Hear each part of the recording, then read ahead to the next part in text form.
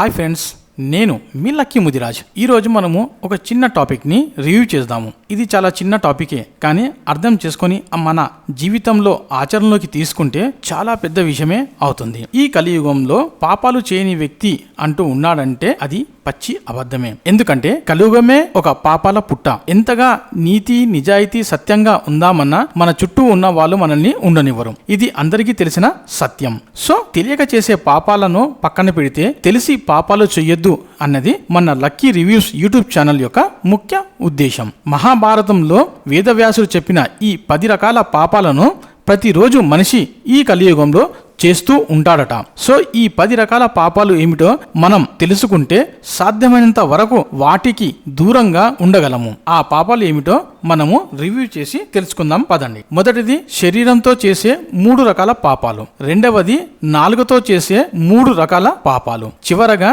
మనము మనసుతో 4 రకాల పాపాలు చేస్తూ ఉంటాము. మొత్తంగా మనిషి ఈ 10 రకాల పాపాలను శరీరంతో, మనసుతో, నాలుగుతో చేస్తాడట. ఈ పాపాలు ఏమిటో క్లుప్తంగా నేను వివరిస్తాను, చూడండి. ముందుగా శరీరంతో చేసే ఆ 3 రకాల పాపాలు ఏమిటో మనము తెలుసుకుందాము. ఈ బ్రహ్మాండంలో మనము ఒక ప్రాణం ఉన్న జంతువులమే అని మనందరికీ తెలుసు.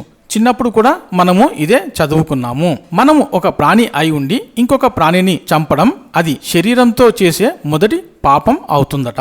ఎలా అంటే మనము కోళ్లను, మేకలను, చేపలను చంపి తింటూ ఉంటాము. మనము ఒక ప్రాణి అయి ఉండి ఇంకో ప్రాణిని చంపడం పాపంతో సమానమే. ఆ జంతువులు బ్రతకడానికి ఉండే ప్రాథమిక హక్కులను మనము హరించడమే మనం చేసే మొట్టమొదటి పాపము. ఇక శరీరంతో చేసే రెండవ పాపం ఏమిటంటే దోచుకోవడం. మన శరీరం బలంగా ఉండి బలహీనుల నుంచి దోచుకుంటూ ఉంటాము. అది రెండవ పాపం కిందికి వస్తుంది. ధనం, నగలు, ఇంకేదైనా దోచుకోవడం పాపం కిందికి వస్తుంది. మనం బలవంతులం కదా అని బలహీనుల నుంచి దోచుకోవడం, దొంగతనం చేయడం అది పాపం అవుతుంది. ఇకపోతే 3వ రక పాపం ఏమిటంటే శారీరక వాంఛలు తీర్చుకోవడం. పరస్త్రీని లేదా పరపురుషుణ్ణి కోరుకోవడం అది కూడా శరీరంతో చేసే పాపం కిందికి వస్తుంది. మన వేదాలు చెప్పినట్లుగా పెళ్లి చేసుకొని మన శరీర సుఖాన్ని అనుభవిస్తే అది పాపం కాదు. కానీ భార్య కాకుండా ఏ స్త్రీతో అయినా లేదా భర్త కాకుండా పరపురుషుతో అయినా సుఖపడితే అది మహా పాపం కిందికి వస్తుందట. సో ఫ్రెండ్స్, ఈ 3 రకాల పాపాలు మనం శరీరంతో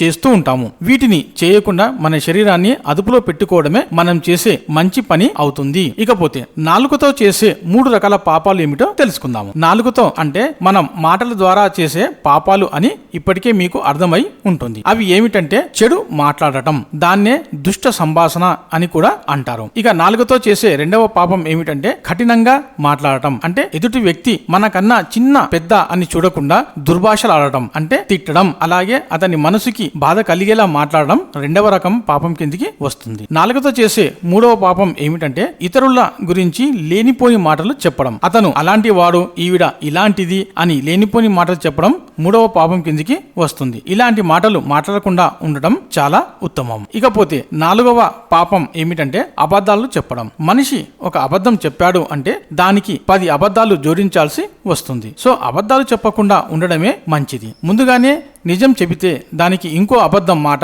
చెప్పాల్సిన పని ఉండదు. ఎప్పుడూ నిజాలు చెప్పండి. ఏదో అత్యవసర పరిస్థితి అంటే మన గొంతు పైన కత్తి పెట్టినప్పుడు అలాంటి పరిస్థితుల్లో అబద్ధం చెప్పినా అది పాపం కిందికి రాదు. చాలా మందిని మనము చూస్తూ ఉంటాము. చీటికి మాటికి ఏదో ఒక అబద్ధం చెబుతూనే ఉంటారు.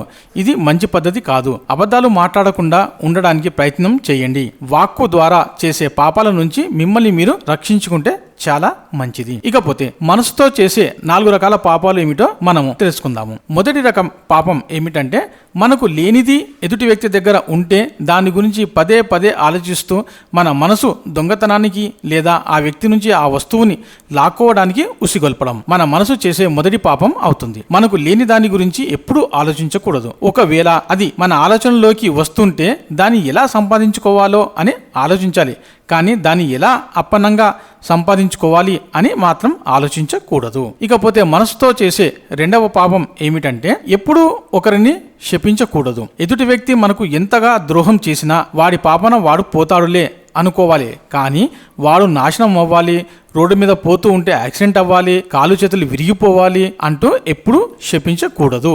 ఇది కూడా పాపం కిందికే వస్తుంది. మనం చేసే మూడవ పాపం ఏమిటంటే మన శాస్త్రాలను నమ్మకపోవడం. మన శాస్త్రాలు మనం ధర్మబద్ధంగా ఎలా ఉండాలో చెప్పాయి, వాటిని అనుసరించాలి, కానీ ఎప్పుడు వ్యతిరేకించకూడదు. ఇది కూడా పాపం కిందికే వస్తుంది. చివరగా మనసు చేసే 4వ పాపం ఏమిటంటే మానసిక వ్యభిచారం. దీని వల్ల మనసు చెలిస్తుంది. ఒకసారి మనసు చెలించింది అంటే ఎన్నో అనర్థాలు జరుగుతాయి.